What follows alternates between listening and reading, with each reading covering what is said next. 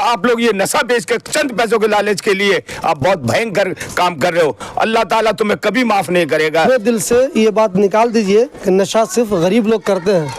ऐसे ऐसे घर के मर्द या ऐसे ऐसे घर की औरतें नशा कर रही हैं जिनके बारे में सुनकर आप हैरान हो जाएंगे। तो प्लीज़ इसमें एक्टिव होइए और ओखला को बर्बाद होने से बचाइए। कोई भी मेडिकल वाला किसी भी माइनर बच्चे को किसी भी तरह की दवाई ना दे। कभी सोचा होगा आपने, जो लड़की नकाब पहनती है, आलमा है, टॉपर है, वो भी नशा करती है। वो अपने बच्चे की बात को छुपाने के लिए बता नहीं रहे हैं, तो मैं वो कहते हैं कि ना तो हम मीडिया के सामने आएंगे और ना आपके सामने इस तरह की बात करेंगे।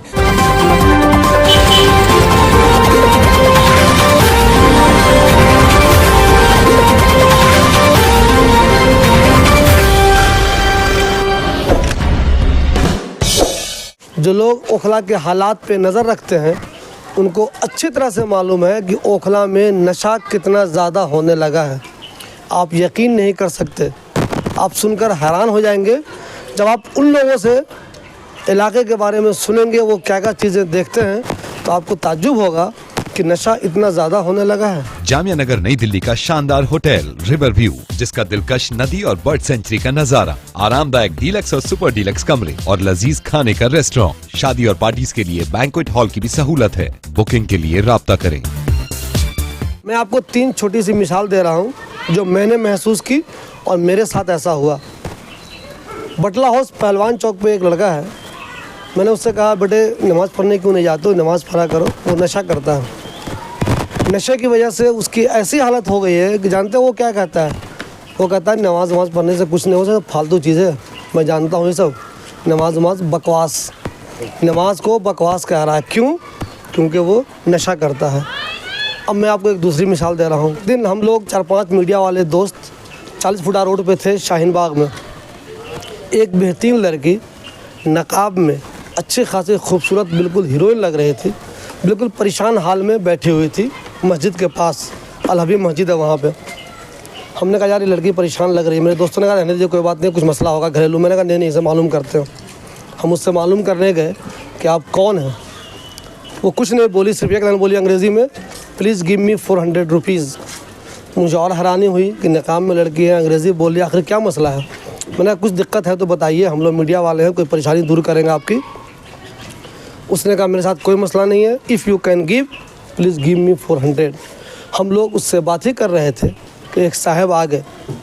वो मुझे जानते थे, वो मुझे किनारे ले गए, बोले शिबली भाई ये मेरी बेटी है और नशा करती है, और अगर ये कुछ बोल रही है आपको तो सारी चीज़ें नशा में बोल रही है। उस लड़की के बारे में जब हमने ज़्यादा मालूम किया उसके अब्बू से और ख़ुद उस लड़की से, तो वो आलमा है। जी हाँ, आलमा है। वो मदरसे की पढ़ी हुई आलमा है और टॉपर है। एक आलमा है, टॉपर है और नशा करती है। क्या कभी सोचा होगा आपने, जो लड़की नकाब पहनती है, आलमा है, टॉपर है, वो भी नशा करती है। फिर उसके अब्बू ने पूरी कहानी बताई कैसे इसको लत लग गई, उसको उसकी माँ से लत लगी, उसकी माँ को उसकी माँ से लत लगी। एक तो मैंने आपको बताया उस बच्चे के बारे में जो कहता मैं नमाज़ नहीं पढ़ूँगा, नमाज़ गलत चीज़ है। दूसरी ये बच्ची जो कि आलमा है, वो भी नशा करती है। एक तीसरा मिसाल दे रहा हूँ आपको। अबुल फजल में एक दवा की दुकान में मैं खड़ा हुआ था। एक स्मार्ट सा लौंडा वो आया वहाँ पे, कह रहा वो इंजेक्शन दे दीजिए सर। दुकानदार ने कहा मैं नहीं दूंगा तुझे।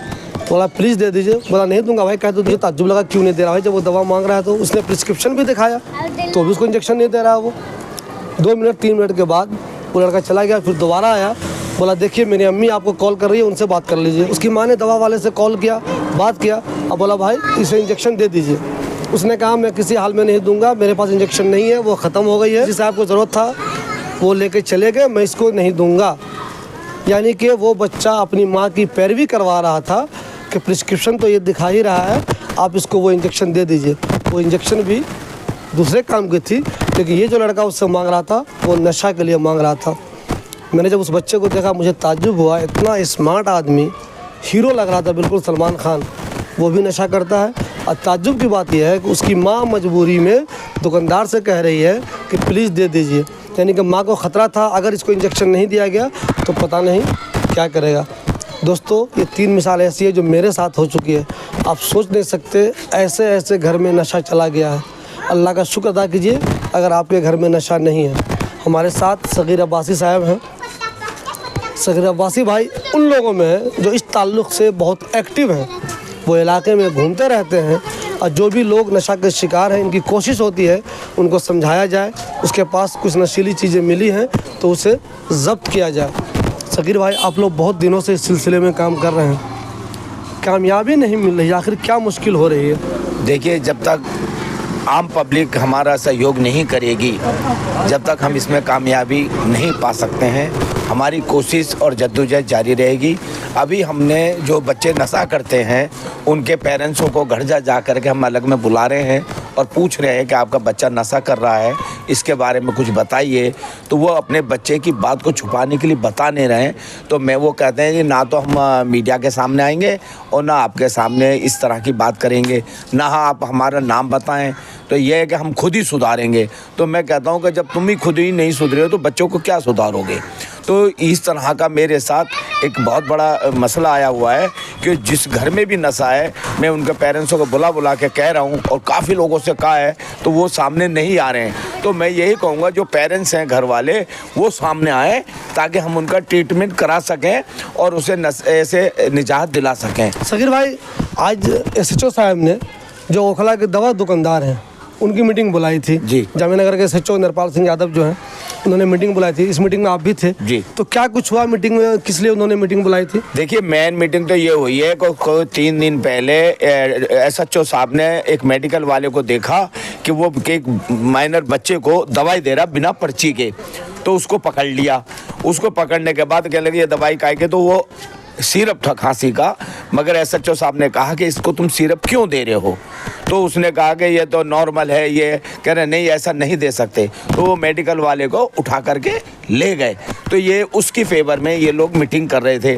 तो मैं ये कहूँगा जो आज की मीटिंग है ये इसलिए मीटिंग करी गई है कि कोई भी मेडिकल वाला किसी भी माइनर बच्चे को किसी भी तरह की दवाई ना दे, और अगर दवाई दे रहा है तो उसके पेरेंट्स को बुलाए। अगर ऐसी दवाई तो पर्चा लेकर आए डॉक्टर का कि इसमें वाकई में दवाई लिखी हुई है। अगर खांसी की नॉर्मल दवाई है तो पेरेंट्स आए घर से, बच्चे को बिल्कुल भी दवाई ना दें। आज हमने डिसीजन ये लिया है कि कोई भी बच्चा इस तरह से दवाई लेने आएगा तो हम मेडिकल वालों के खिलाफ दिल्ली पुलिस जामियानगर उनका कानूनी कार्रवाई करेगी। और हमने ये कह दिया कि हर दुकान के ऊपर ये चीज़ें शर्तें लिखी होनी चाहिए और इस तरह के आप अपनी दुकानों पे लगाएं ताकि बच्चों को नशे से बचाया जा सके। कई चीज़ें आप जो नशेरी होते हैं उनके हाथ से कई बार आपने वो चीज़ें पकड़ी हैं, आपने तो नशा वाली चीज़ें हैं, तो मुझे ज़रा आपको दिखाइए, आप बताइए क्या क्या चीज़ें जो आमतौर पर लोग नशा का इस्तेमाल करते हैं। इतनी सारी ये बॉन्ड है, ये वाली ये देखिए, ये पकड़ी है, वो बहुत सारी है, सब दिखाऊंगा। ये एक बंदे पे मैंने पकड़ी थी जाकिर साहब के कवर के पीछे। ये सब नशे का इस्तेमाल, ये नशे में होती है और इसकी MRP कोई ज़्यादा नहीं है, मगर ये लोग जो ना 150 रुपये 200 रुपये की ये बेच रहे हैं। तो मैं कहूँगा कि जो ये नशा बेच रहा है, ये बॉन्ड बेच रहा है, किसी भी बच्चे को बेच रहा है, वो अपने आप को सुधर जाए। ऐसा ना हो कि कल तुम्हारे यहाँ ये नशा पहुँच जाए। तो ये मांगने वाले से पकड़ा था मैंने और इसके पीछे मैंने 14 दिन पीछा करा था। जब ये हाथ आया था रंगे हाथों मैंने इसको पकड़ा है। सगीरा मुझे एक बताइए, वैसे एक चीज में इस्तेमाल होता है, ये पंचर लगाने के ओनली, इसको लोग नशे के तौर पे इस्तेमाल कर रहे हैं। नशे के तौर पे और कपड़े में इसको निकालेंगे, कपड़े में लगाकर यूं सूंघते देखा होगा आपने, और इसका नशा इतना भयंकर है कि पूरे जिस्म को ये सुन कर देता है। अभी मैंने ई रिक्शे वाले जो बिना नंबर वाले हैं वो इसको डाल करके सूंघ रहे थे, तो मैंने सवारी से पूछा ये नशा कर रहा है, कह रहे कौन सा भैया, तो वो रिक्शे वाला फौरन भाग गया रिक्शा छोड़ करके।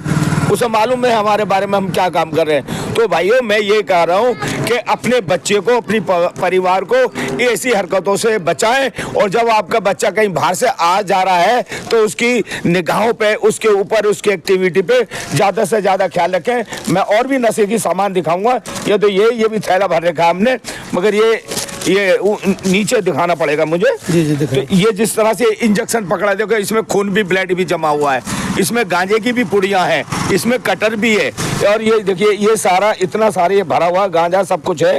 ये इंजेक्शन की ये शीशी दिखाइए, इंजेक्शन दिखाइए, ये इंजेक्शन, ये देखिए इस तरह से ये मेडिकल वाले बेच रहे हैं। मेडिकल वालों के औलाद नहीं है, मैं कह रहा हूँ जो भी मेडिकल वाला, सभी नहीं होते, जो भी मेडिकल वाला ऐसा नशा बेच रहा है ना, उसको इस दुनिया में भी जगह नहीं है, आखिरत में भी जगह नहीं है, क्योंकि नस्लों को तबाह करने में मैं 7 साल से इस नशे के पीछे लग रहा हूँ कि मैं अपनी कौम को कैसे बचाऊं। और आप लोग ये नशा बेच के चंद पैसों के लालच के लिए आप बहुत भयंकर काम कर रहे हो। अल्लाह ताला तुम्हें कभी माफ नहीं करेगा जो नशा बेच रहे हैं। आप भी आओ हमारे साथ में और इस मुहिम में जुड़ो ताकि हम समाज को नशा मुक्त बना सकें।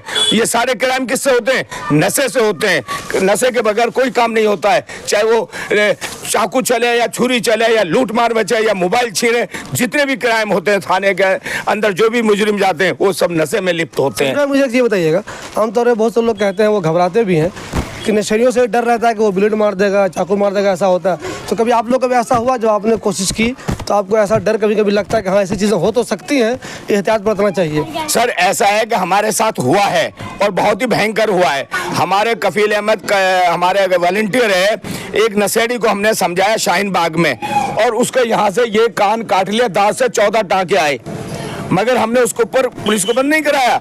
हमने उसको नशा मुक्त केंद्र में भेजा ताकि वो नशे से छुटकारा पाए। आज वो बच्चा जो है अपने माँ बापों की सेवा कर रहा है और उसे तौबा भी हो गई। देखिए नशा करने वाले कटर रखते हैं, मारने के लिए हर चीज़ रखते हैं, मगर हमें अल्लाह ताला ने कौन सी हिम्मत दी है कि हम इन चीज़ों से नहीं डरते हैं। हमारे पीछे चाकू लेके भी भागे मगर हमने दबोचा है और दिल्ली पुलिस के हवाले भी किया बहुत पहले। इसलिए अब हम इसको कंट्रोल करने में हम एक ताकत रखते हैं। हमारी टीम बहुत मजबूत है। हमारे गयूर साहब हैं, जनरल सेक्रेटरी हैं, पूरी टीम। मैं कह रहा हूँ कि आज तक कोई पैसा नहीं मांगता है, फ्री में काम करती है पूरी टीम। और इनके मैं धन्यवाद करता हूँ अपनी टीम को कि इस समाज में सुधार लाने के लिए इनकी सबसे बड़ी भूमिका है। दोस्तों एक चीज़ गौर कीजिएगा, आप कभी भी ये मत सोचिए हमारा बच्चा बहुत नेक है, हमारा बच्चा नशा नहीं करता। नशे की लत साथियों की वजह से लग जाती है। आपको अभी तक लग रहा है कि नहीं ऐसा नहीं होगा, मेरे घर में तो कभी ऐसा हो ही नहीं सकता। क्या कभी आपने सोचा था कि नकाब में जो लड़की है, जो आलमा है, जो टॉपर है, जो मदरसे की टॉपर है, वो नशा करती होगी? ये कभी सोचा था आपने? क्या कभी आपने सोचा था कि एक खातून जिसकी उम्र 50 साल है, 55 साल है, वो नशा करती होगी? ये कभी सोचा था आपने? क्या कभी सोचा था कि उसको लत उसकी माँ से लग जाएगी, उसकी बेटी को उससे लत लग जाएगी? ये लत होता है, ये किसी को किसी से भी लग सकता है। तो अगर आपके घर में ऐसा कुछ अभी नहीं है तो खुदा का शुक्र अदा कीजिए, लेकिन एहतियात ज़रूर बरतिए।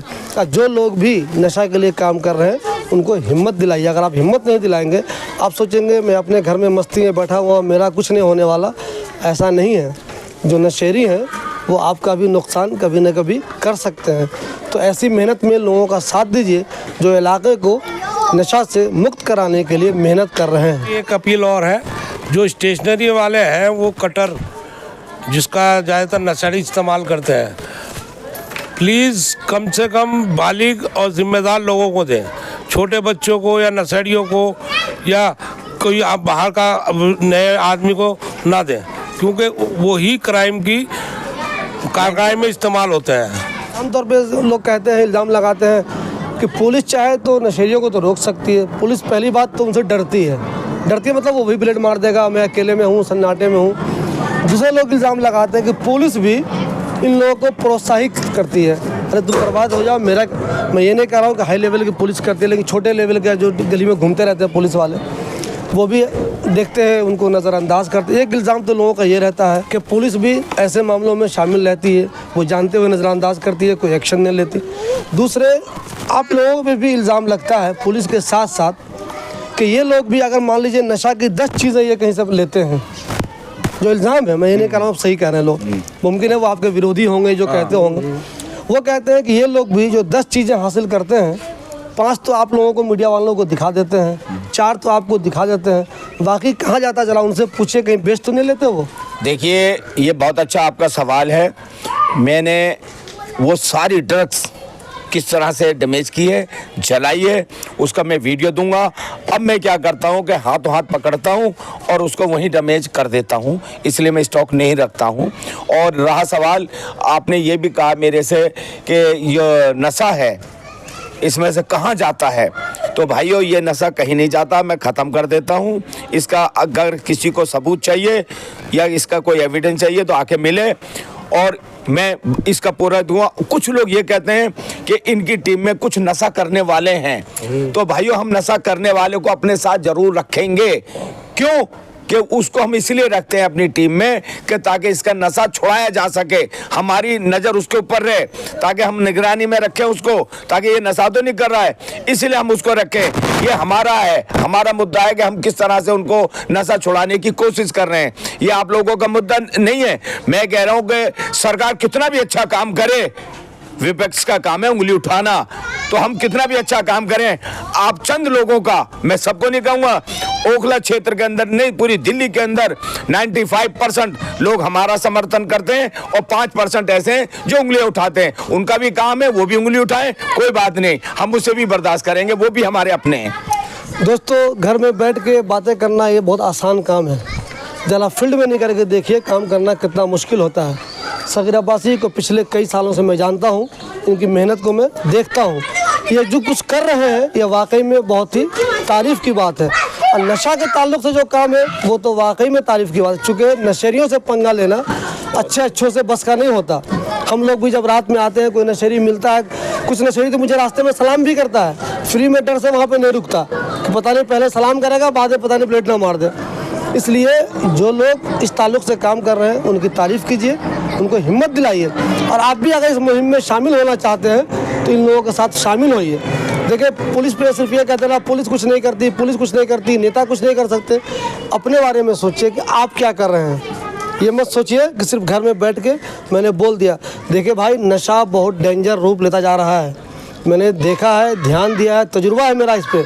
मैंने नशेरियों को परेशान होते हुए देखा है। मैंने ऐसी खबरें की है जब नशा का ओवरडोज की वजह से इसी ओखले में बहुत से लोग मर गए हैं। सगीर भाई, हम लोगों ने कई खबर की है जो ओवरडोज की वजह से लोग मर गए हैं। 6-7 बॉडियां उठाई हैं। और एक दफा की बात बताऊं, 2 लड़के इंजेक्शन लगा रहे थे आपस में, और वो तीसरे दिन इसमें जमुना के किनारे पे रहते तो उनकी डेथ भी हो चुकी थी।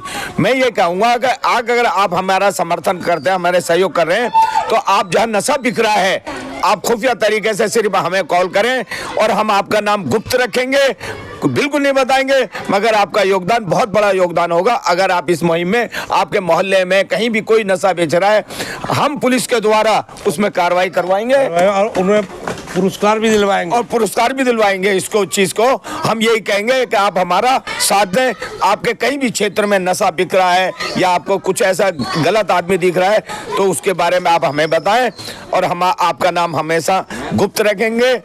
आप हमारा समर्थन करें। दोस्तों, अपने दिल से ये बात निकाल दीजिए कि नशा सिर्फ गरीब लोग करते हैं। ऐसे ऐसे घर के मर्द या ऐसे ऐसे घर की औरतें नशा कर रही हैं जिनके बारे में सुनकर आप हैरान हो जाएंगे। तो प्लीज़ इसमें एक्टिव होइए और ओखला को बर्बाद होने से बचाइए।